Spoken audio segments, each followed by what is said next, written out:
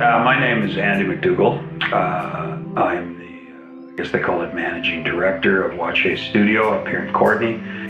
And we run a screen printing shop, and we do textile printing, we do fine art printing. I think it was Angela, she kind of brought up this idea and showed us this idea of hanging individual pieces with prints on them, one in front of the other.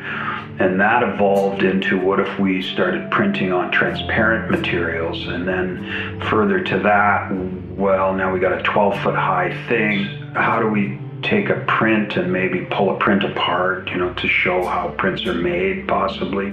So we're basically trying to help each artist develop their vision. My name is Angela Marston. I am a Coast Salish artist on Vancouver Island, and my Hulkamino name is Sati Stahom. I think my idea of out of the frame is taking the commercial idea of what Coast Salish printmaking and pushing the boundaries and doing something different, not being limited by the commercial goal of having to sell your print, but doing something creative and innovative and fun and exciting. I'm Chris Paul.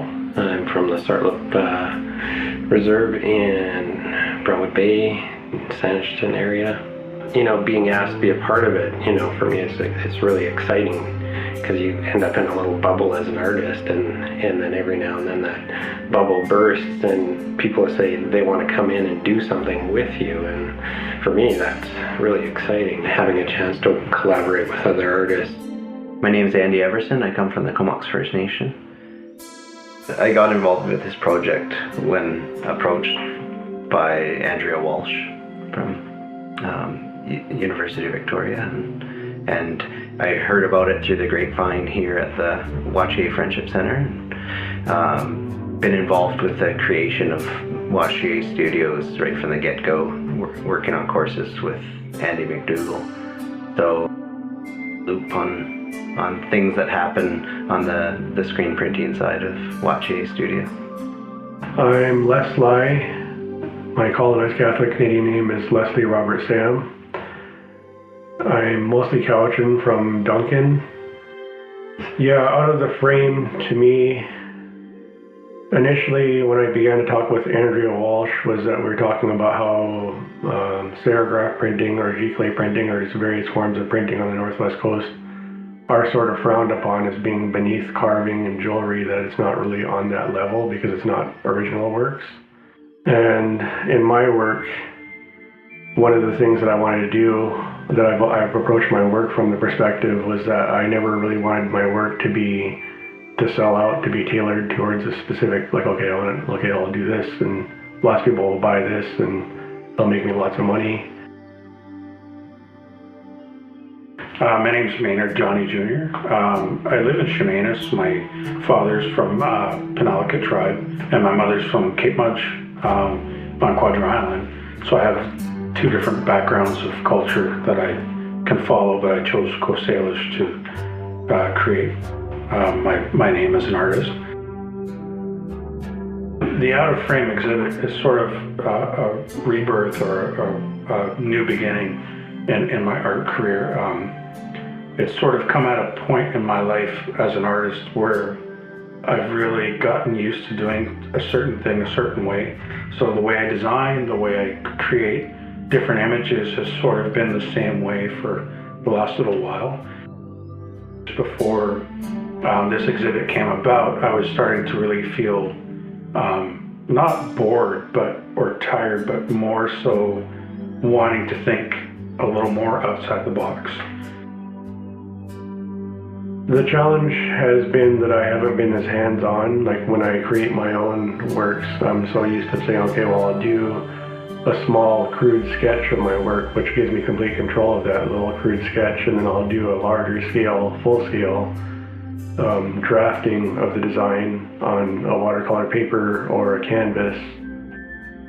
The challenge, I think, was trying to bring together all of these different voices into something that's a little bit cohesive, so that while we each could show our own artistic character and flavor ideas, we still wanted to be able to create something that's cohesive for the viewer to witness when they come into the exhibit.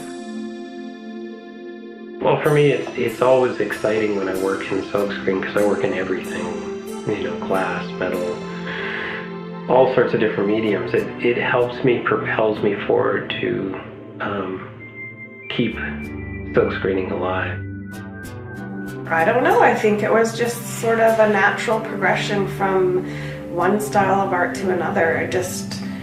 It's like learning a new discipline. It's sure it can be challenging at times, but it's also exciting when you're learning new form lines and ways of putting things together. It's maybe a little bit more somewhat organic, but even when you're still designing with a very structured form line, it's still somewhat organic, and you're still putting pieces together. So it felt very natural, I guess. Well, for me, the West Coast is actually the landscape and the culture and the weather. And of course, being a part of that, being a little kid, I started with landscape artwork and then eventually moved into West Coast art, which is where I found the most gratifying connection to all of what I just originally described. And starting more abstractly first, and then it sort of subtly made its way into my artwork, which was really the culture coming in, which was really special. The challenge has been that I haven't been as hands-on. Like when I create my own works, I'm so used to saying, okay, well, I'll do a small crude sketch of my work, which gives me complete control of that little crude sketch, and then I'll do a larger scale, full scale drafting of the design on a watercolor paper or a canvas or whatever media that I'm painting on. Complete control in how that I draft it onto that surface and then paint it. Versus this one, I didn't have as much control, which I was all right with. Just the distance of, I live in a different area, so having to correspond on Facebook and through emails and text messages required a bit of flexibility with what I was doing. And then working with Andy McDougall, and I think he's also got a different way of looking at printing than the traditional printing of native art. And it's funny because silkscreen printing is a contemporary form, but Andy's got a bit of a different way of thinking in terms of how we can do this. And collaborating with the other artists, I think, is an amazing thing for me personally to experience anyways, to work, not necessarily we're collaborating on designs, but collaborating on making an installation together. I think it'll be neat to have it all come together once they're up, and it's a different way of looking at what you can do with printing. Working from their sketches, working from their drawings, we try to figure out what, the color, how the colors are going to go together. And then they have to trust us to a point that we're going to try to deliver the best job that we can. That's kind of how I feel. And I guess, again, you could call it contemporary. I just finished a drum that was 8 colors, and normally I use 2 or 3. And I had so much fun doing it, and it makes the native art, like the Salish design, more pop up more, be more vibrant, more colorful. It gives it just that much more appeal to it. It's fun and it's creative, and they're different colors that maybe might not necessarily sell so well in a gallery, but they look nice together. Do you know, and they're fun. It's a fun color combination.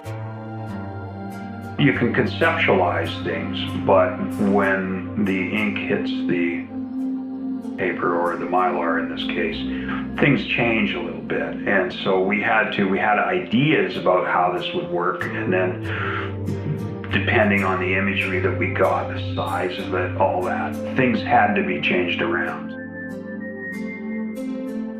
Change is always happening, and it doesn't matter how much we struggle with it or how how okay we are with it. It's going to happen regardless of where we are at in our lives. And if you turn my print sideways, you'll see that there's a water design in it, and that represents the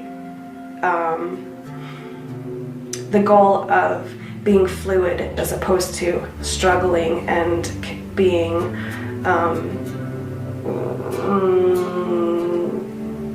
resistful to change. Out of the frame means a number of different things for me as somebody that has done limited edition prints for a large number of years. Typically when we do limited edition prints, the expectation is that the prints will end up in a frame. So out of the frame kind of, to me, means kind of freeing the printed object from being kind of encumbered by the frame, and really for an artist it opens up possibilities to what we can do in terms of printmaking and so on. I think it's always a challenge, but it's also the kind of challenge you want. It also gives you a bridge across to their artwork where, you know, that it helps you understand, sort of gives you a pin in the world, you know, where you go, okay, that's where I am. I used to get upset because people would call me a contemporary artist, but I'd be like, no, I'm a traditional artist. I use traditional shapes, traditional design, all Salish. There's no real contemporary elements to what I do. But I think when people call my art contemporary, it's because it's on a print. It's a silkscreen print. I think for Coast Salish artists, and in fact artists from all over the Northwest Coast, in recent years we've been freed from this idea that we have to stick with the traditional colors of black and red and white, and be able to move outside of those into a lot more kind of vibrant palette. In today's society, and we're exposed to a lot of kind of contemporary ideas and ideas of art. We're exposed to artists from all over the world, and frankly color palettes from all over the world. I've never really worked on a collaborative piece before. I've assisted or kind of apprenticed. So this has been very interesting, and it's been challenging, but not in a good way, because it's pushing the boundaries of what I would normally do, which is even more than what I expected. I've always been open to working with artists, and when people have questions, other artists that are coming up have questions, like how did you draw this, or what inspired you to create this, and why do you use this color? Do you think it'd be funny to use pink? And I'd be like, well, I mean, it's however you want to interpret it. What we're doing as contemporary artists is being able to take that traditional art form and realizing that it's going to be viewed by a whole set of different eyes than people from just inside of our culture. This is a collaborative project here with the Salish artists that are involved and our print studio.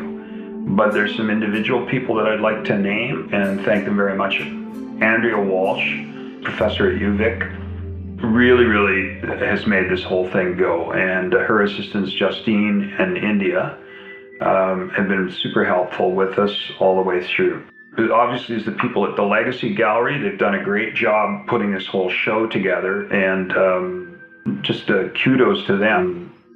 There's another group that it wouldn't have happened without, and that's First Peoples Cultural Council and the BC Arts Council, who very graciously funded our collective to do this whole project. I want to thank the Wachiay Friendship Center, who basically the Wachiay studio works in the Wachiay Friendship Center building, and it's just been great working with them, and everybody's been really nice to the artists coming up. And then I have to mention my print crew in the studio, Aaron Brillon. I gotta say, upstairs in our shop, Rowan Halliwell, and also one of the artists, Andy Everson, and Marlo Wiley is one of our printers, and we've recently had Asley Rockar has come on board, and she's really been helping us quite a lot too. single person can't do a thing like this. It takes a lot of people to do it, and everybody has to be pulling in one direction to make it happen. And so these people have just been great.